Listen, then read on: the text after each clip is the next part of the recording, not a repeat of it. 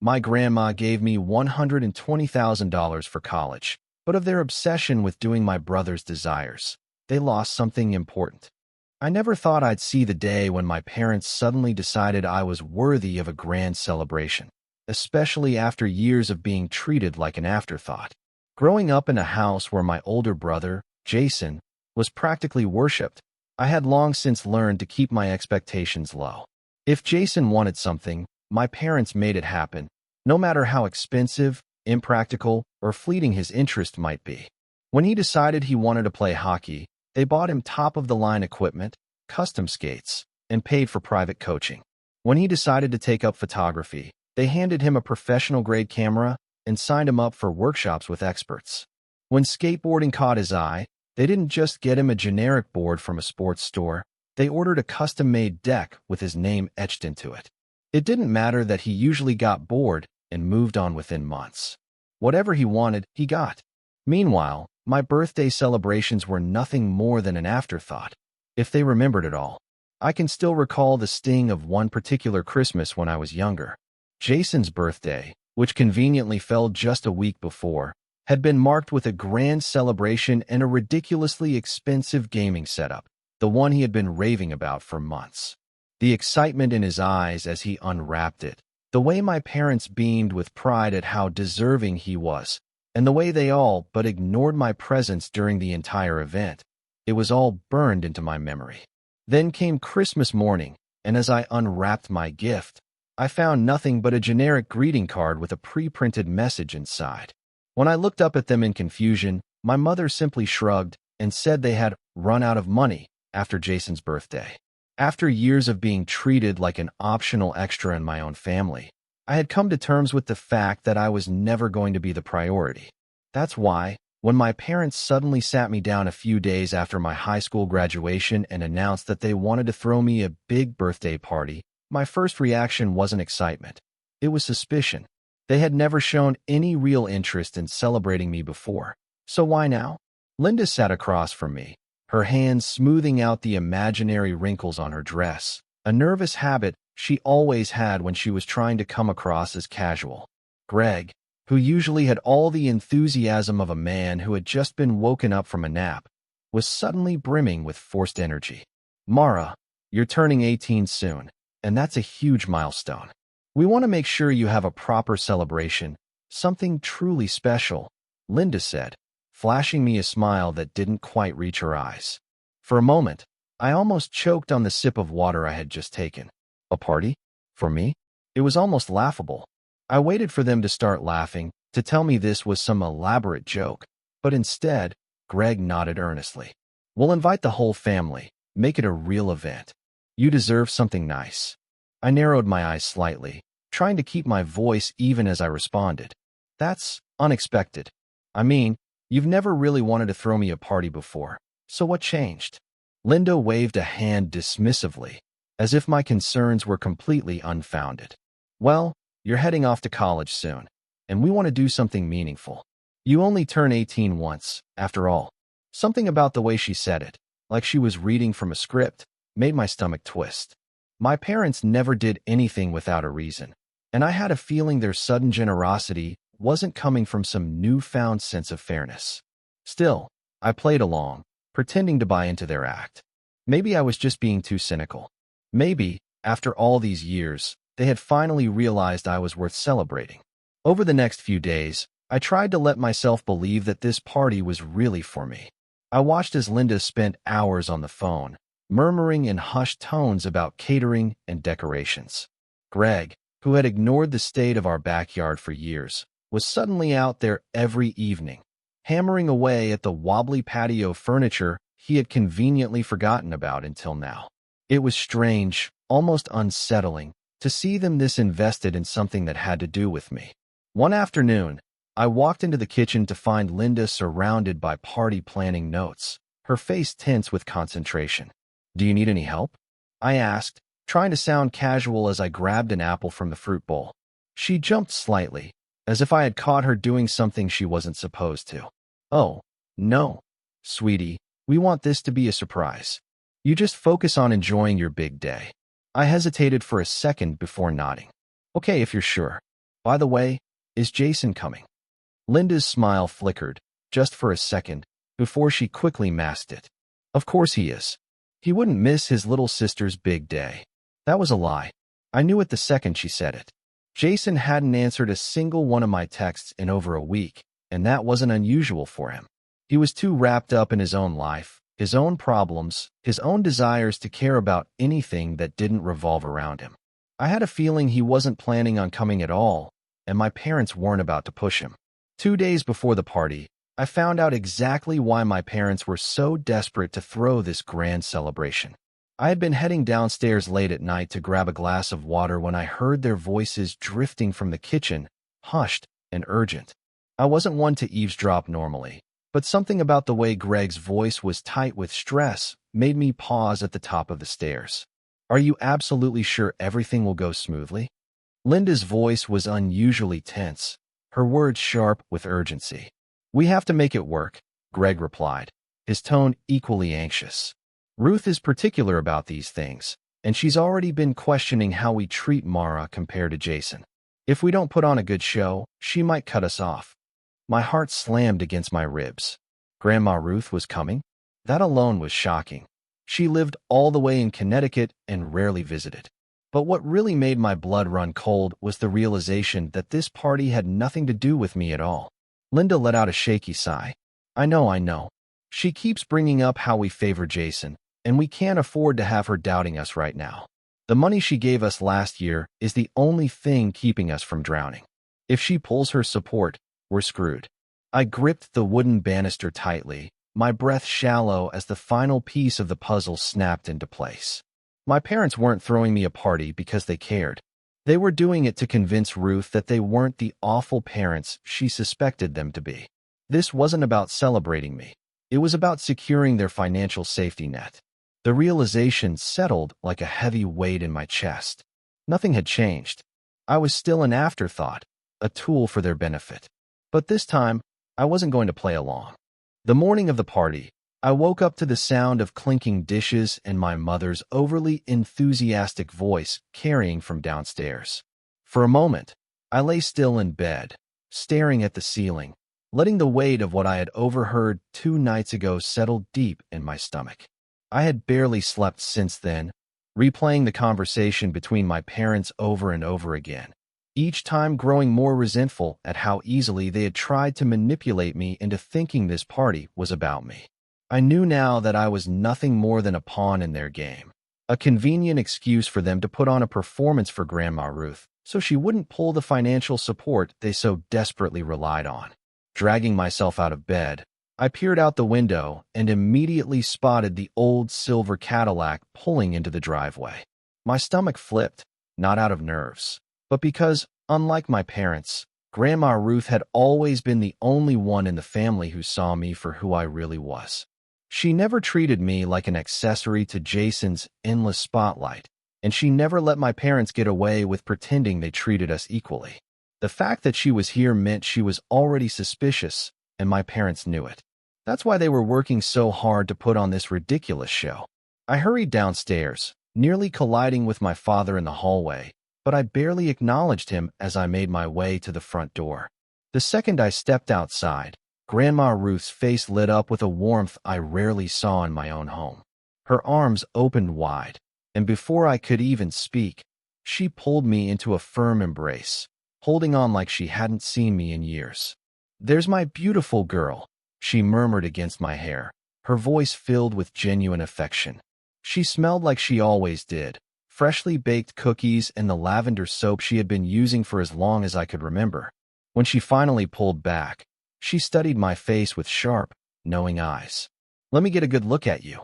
A high school graduate already? It feels like just yesterday you were showing me your first finger paintings." I smiled despite the bitterness curling in my chest. "Time flies, I guess," I said, though I couldn't shake the feeling that time had been dragging painfully slow within these walls for years. We moved into the living room, where my mother had arranged the furniture with meticulous precision, transforming the space into something that looked like it belonged in a home decor magazine rather than an actual family's house.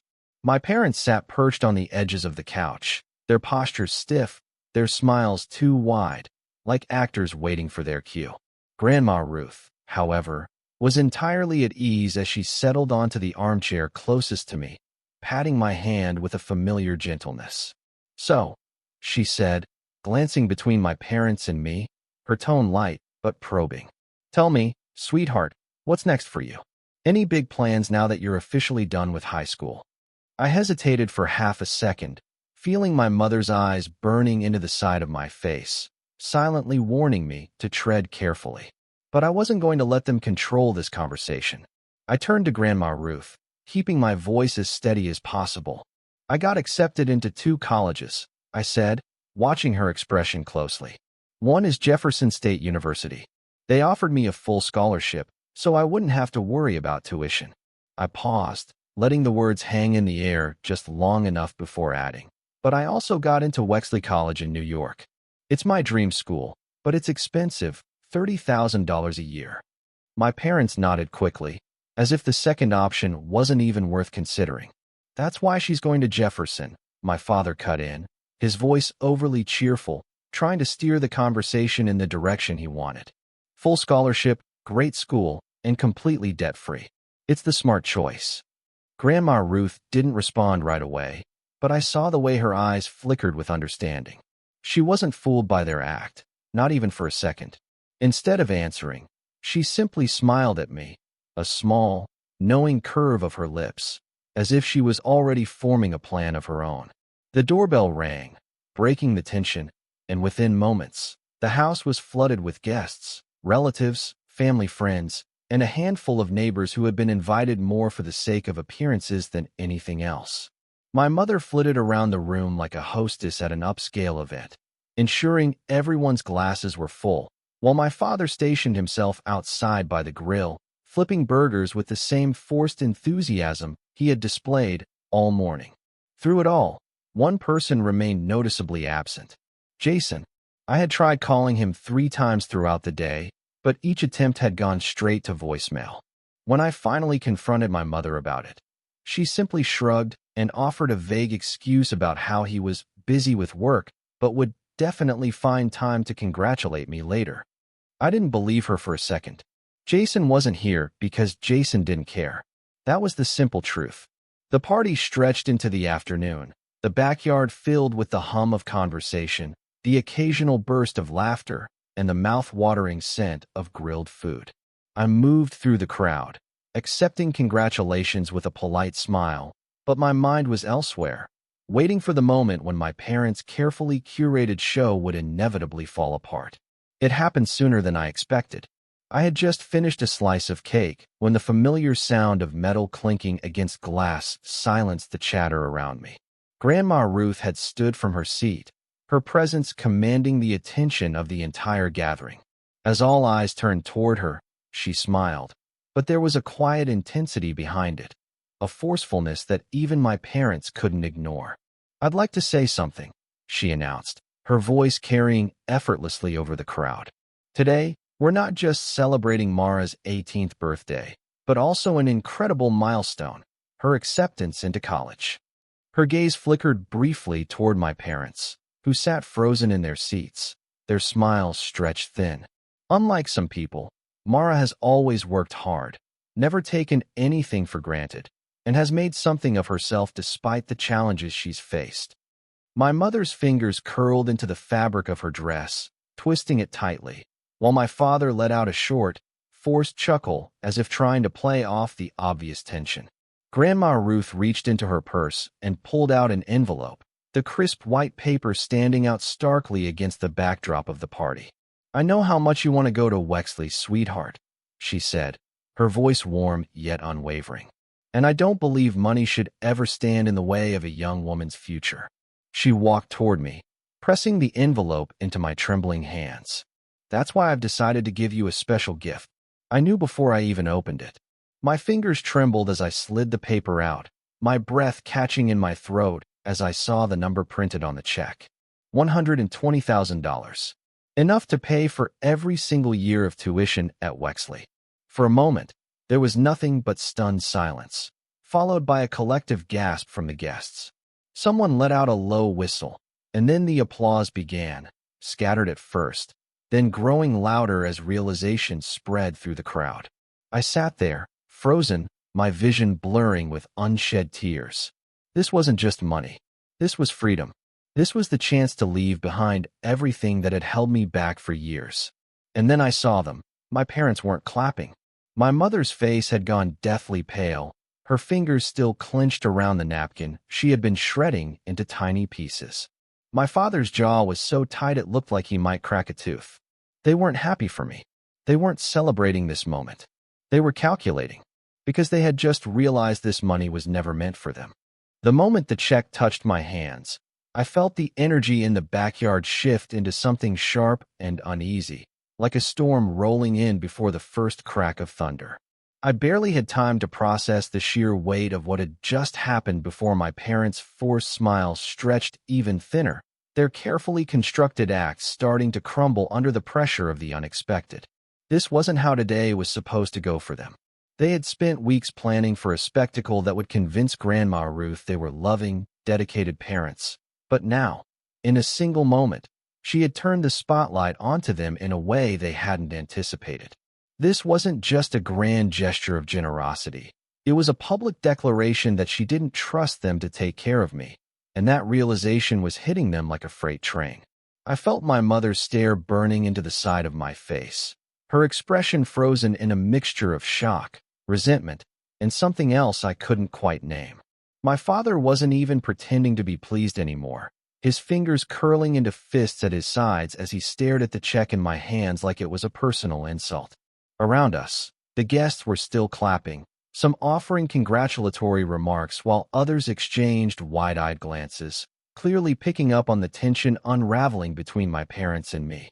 I swallowed hard, forcing myself to meet Grandma Ruth's eyes as she gave my hand a gentle squeeze, her touch warm and steady in contrast to the ice creeping up my spine. "You deserve this, Mara," she said firmly, as if daring anyone to challenge her decision. "You've worked hard, and I want you to have every opportunity you can get. No limitations, no compromises." For a moment, I thought my mother might actually speak up, might make some desperate attempt to salvage the moment with another one of her well-practiced lies. But she didn't. Instead, she simply reached for her glass of wine, her grip tightening around the stem so hard I thought it might shatter. My father muttered something under his breath that I couldn't quite catch, his jaw clenched so tightly I swore I heard his teeth grind together.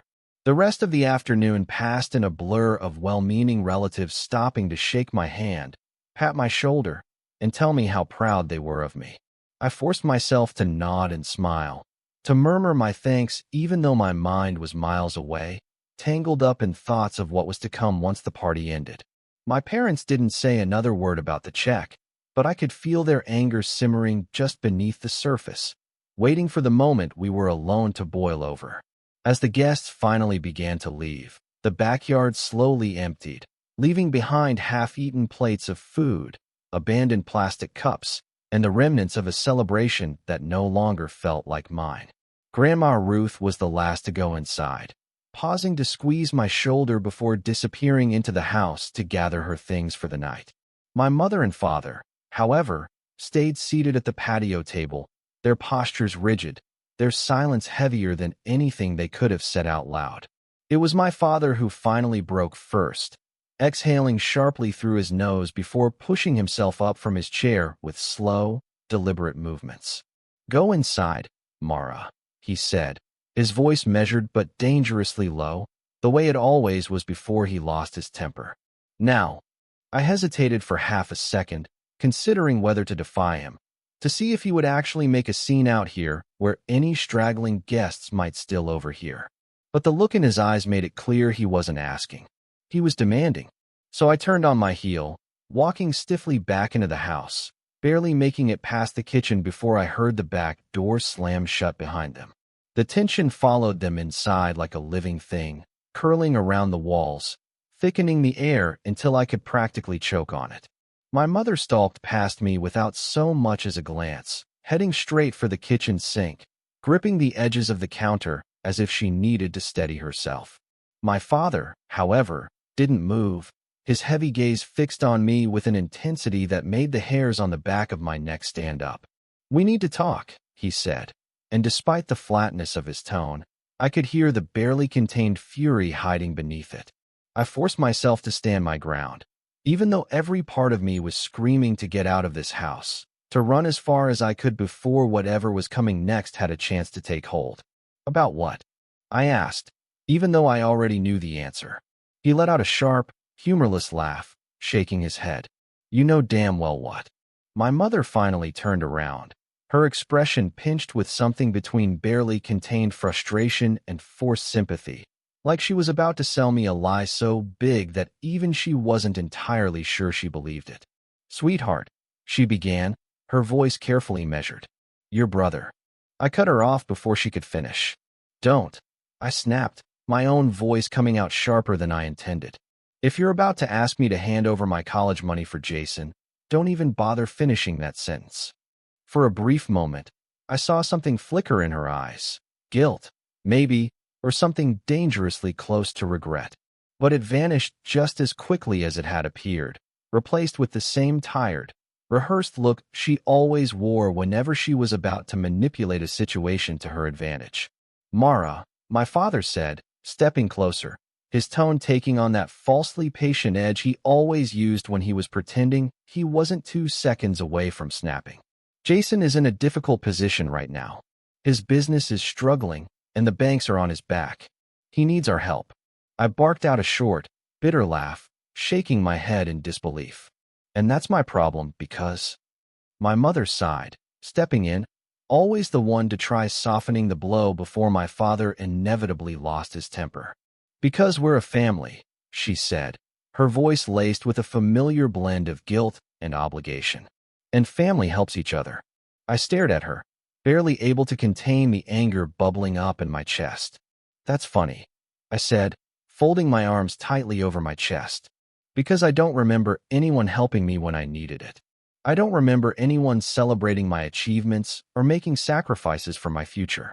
But now that Jason is failing, suddenly we're a family." My father's jaw twitched, a telltale sign that he was dangerously close to losing whatever was left of his patience. "We're not asking for all of it," he said, his tone sharp now. "Just enough to help him get back on his feet." I felt something inside me snap, something that had been holding me together for years finally giving way under the weight of everything they had done. "You mean just enough so that I can't afford to go to Wexley?" I said, my voice ice cold. Neither of them denied it. That was all I needed to know. "No," I said, my decision solidified in that moment. "I'm not giving him a single cent. That money is mine. Grandma Ruth gave it to me for my education, and you are not taking it away." The silence that followed was deafening. And then, without warning, my father lunged forward, his fingers wrapping around my wrist in a bruising grip, yanking me away from the counter. I barely had time to react before his face was inches from mine, his voice a low, dangerous growl. "Go to your room," he ordered, his breath hot with barely controlled rage. "And don't even think about calling Ruth. If you tell her anything, you're out of this house for good." I swallowed back the lump of fear rising in my throat, refusing to give him the satisfaction of seeing me break. But as I turned and walked up the stairs, my pulse pounding in my ears, I knew one thing for certain. I was leaving this house, and I was never coming back. I lay awake for hours, staring at the ceiling, feeling the bruising ache on my wrist where my father had grabbed me. The house was silent now, but I could still hear the echoes of their words, the thinly veiled threats, the desperation behind their demands. They had been so certain I would fold, that I would do as I had always done, nod along, sacrifice my wants for Jason's needs, let them mold me into whatever was most convenient for them. But not this time. They had taken and taken for years, carving pieces out of me to build Jason into something larger than life. And now that their golden child was falling apart, they expected me to burn my future to keep him warm. I rolled onto my side, my breath slow and measured, forcing my mind into focus. If I stayed here any longer, they would find a way to trap me. If I gave them time, they would wear me down, twist my love for family into a weapon, make me doubt myself until I gave in. The only way to stop them was to leave before they even realized I was gone. Moving carefully, I slid out of bed and reached for my backpack, pulling it from beneath the frame where I had hidden it earlier. I moved with quiet precision, stuffing it with everything I would need: my birth certificate, my social security card, my high school diploma. The check from Grandma Ruth was tucked into the back pages of my favorite book, hidden in plain sight. I grabbed my laptop, my charger, some clothes, and whatever cash I had managed to save from my part-time job at the library. It wasn't much, but it would be enough to get me where I needed to go. I slung the backpack over my shoulder, pausing for a moment to listen. From downstairs, I could hear the faintest murmur of voices, my parents speaking in low, tense whispers. Jason was still there, his voice sharp with frustration, my mother's tone tight with exhaustion, my father's edged with fury. I couldn't make out the words, but I didn't need to. I already knew exactly what they were talking about. Taking a slow breath, I slipped out of my room, avoiding the spots on the floor I knew would creak. The hallway stretched dark and quiet, the only light coming from the small glow beneath my parents' bedroom door. I moved quickly, making my way down the stairs, pausing only when I reached the living room to grab my phone charger and a handful of granola bars from the kitchen counter. The moment I reached the back door, I hesitated, my fingers hovering over the handle. For the briefest second, I let myself take in the house around me, the home where I had spent my entire life, the place that had never truly felt like mine, the walls that had held years of disappointment, the kitchen where my mother had sighed over forgotten birthdays, the living room where my father had praised Jason for accomplishments I had matched and exceeded without a second glance in my direction. The weight of it pressed against my chest, but I refused to let it stop me. I wasn't leaving behind anything worth holding on to. I stepped outside, closing the door softly behind me, my heart pounding in my ears as I walked across the yard, keeping to the shadows. The air was cool against my skin, the world hushed in the quiet stillness of early morning. I didn't look back. At the train station, I kept my head down, my hood pulled up, my backpack clutched tightly against my chest. The overhead speakers announced the next departure, and I forced myself to breathe, my hands steady as I bought a one-way ticket to Connecticut. The cashier barely looked at me as they handed it over, and I took it without hesitation, stepping onto the platform where a handful of tired travelers sat slumped on benches, waiting for their own escapes. I had barely settled into my seat when my phone buzzed in my pocket. I pulled it out, my stomach tightening as I saw my mother's name flash across the screen. I ignored it. Another buzz. My father this time. Then Jason. Then a flood of messages. I turned off my notifications without reading a single one, letting my phone fall into my lap as the train lurched forward, pulling me away from everything I had ever known. By the time I arrived at Grandma Ruth's house, the exhaustion had settled deep into my bones, but I pushed it aside as I stood at her front door, hesitating only for a second before knocking. The sound of movement came from inside, the shuffle of feet, the click of a lock. Then the door swung open, and there she was, sharp-eyed and steady, her expression shifting from surprise to something infinitely softer the moment she saw me. "Mara," she said, her voice filled with something like understanding. "Come inside." I barely made it over the threshold before the words came tumbling out, everything I had been holding in since the night of the party spilling into the space between us. "They tried to take the money," I said, my voice raw with exhaustion. "They wanted me to give it to Jason, and when I refused, they threatened to kick me out." For the first time since leaving, my voice wavered, and I pressed my lips together, swallowing hard to keep the tears from rising. Grandma Ruth didn't speak right away, but she didn't have to. Her gaze flickered over me, taking in the backpack slung over my shoulder, the tension in my shoulders, the bruise forming along my wrist where my father had grabbed me. Without a word, she reached for her phone, pressed a button, and held it to her ear. When my father's voice came through the speaker, it was frantic, sharp-edged with frustration. "Mom, thank God. Mara, she's here," Grandma Ruth interrupted, her tone cold and clipped. "And she told me everything." Silence. Then a hurried exhale. "Mom, she's exaggerating. She ran off without telling us, and she's making up. Save it." Her voice cut through the excuse like a blade, leaving no room for argument. I know exactly what you did, Greg. I know how you've treated her for years, and I know you tried to manipulate her into giving up her future for Jason. There was another pause, this one longer, heavier. Then my mother's voice filtered in, brittle and desperate. She doesn't understand the full picture, Mom. You were only trying to rob her of her chance at something better, Grandma Ruth snapped, her voice carrying the kind of authority that made it clear she had made up her mind. And I won't let you. From this moment forward, you can consider my financial support ended. I'm calling my lawyer first thing in the morning to update my will, and neither of you will be seeing a single penny from me again. My father's voice darkened, shifting from forced concern to barely controlled fury. You can't just cut us off like that. I can, she said simply, and then, without another word, she hung up. The silence that followed was deafening, but I didn't need to hear anything else. I was safe, and for the first time in my life, I was free. The days following my arrival at Grandma Ruth's house felt like stepping into an entirely different world, one that didn't revolve around keeping my parents happy or making myself small to avoid conflict. For the first time in my life, I wasn't walking on eggshells, bracing for the next guilt trip or thinly veiled demand. The house itself was old but filled with warmth, the kind of warmth that came from quiet mornings spent sipping coffee at the kitchen table and long afternoons flipping through old family photo albums. Unlike the house I had left behind, this one actually felt like a home. Grandma Ruth never asked for details about my childhood, never pried into memories I wasn't ready to share, but she didn't have to. She knew enough, had seen enough over the years to understand exactly why I had shown up at her doorstep with a backpack full of everything I owned and the weight of my entire past pressing down on my shoulders. She simply let me exist, offering me space when I needed it and company when I didn't. It was the kind of unconditional support I had never experienced before, and I clung to it like a lifeline. Despite the peace I had found in my grandmother's home, my parents still refused to let go completely.